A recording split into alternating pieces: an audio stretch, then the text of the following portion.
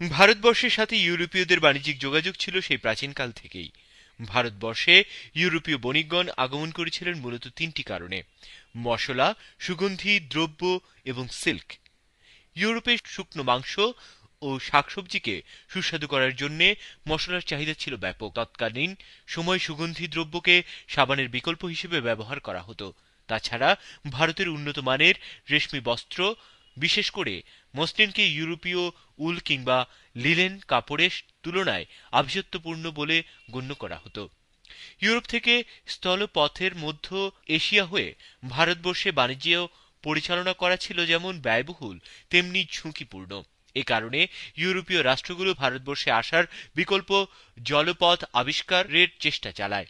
ভারতবর্ষে আসার বিকল্প জলপথ আবিষ্কারের প্রথম চেষ্টা চালায় পর্তুগাল ও স্পেনের নাবিকগণ, কেননা সে সময় এ রাষ্ট্র দুটিই ছিল প্রধান ইউরোপীয় সাম্রাজ্যবাদী শক্তি।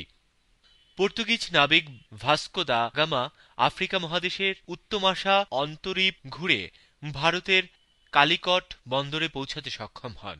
ইউরোপ থেকে উপমহাদেশে আসার এই নতুন জলপথ আবিষ্কার হওয়ার ভারতবর্ষের সাথে ইউরোপীয় প্রত্যক্ষ বাণিজ্য যোগাযোগ স্থাপিত হয়, যা ভারতবর্ষের ইতিহাসে গতিধারাকে আমূল পরিবর্তন করে।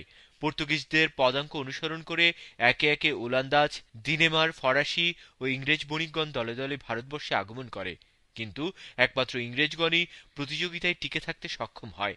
ইংরেজগণ ভারতবর্ষের স্থানীয় রাজন্য বর্গের অন্তকলহের সুযোগ নিয়ে দেশীয় রাজনীতিতে হস্তক্ষেপ করে এবং উন্নত সমরাস্ত্র, অতুলনীয় সমর কৌশল এবং কূটকৌশলকে আশ্রয় করে একের পর এক ইউরোপীয় বণিক সম্প্রদায়কে ভারতবর্ষ থেকে বিতাড়িত করতে সক্ষম হয়। এক পর্যায়ে তারা ষড়যন্ত্র, বিশ্বাসঘাতকতা ও উৎকোচ প্রদানের মাধ্যমে বাংলার নবাব সিরাজউদ্দৌলাকে পলাশির প্রান্তরে পরাজিত করে বাংলার দেওয়ানি লাভ করে। অতঃপর বাংলাকে ভিত্তি করে সমগ্র ভারতবর্ষে তার আধিপত্যের কালো থাবা বিস্তারিত করতে সক্ষম হয়।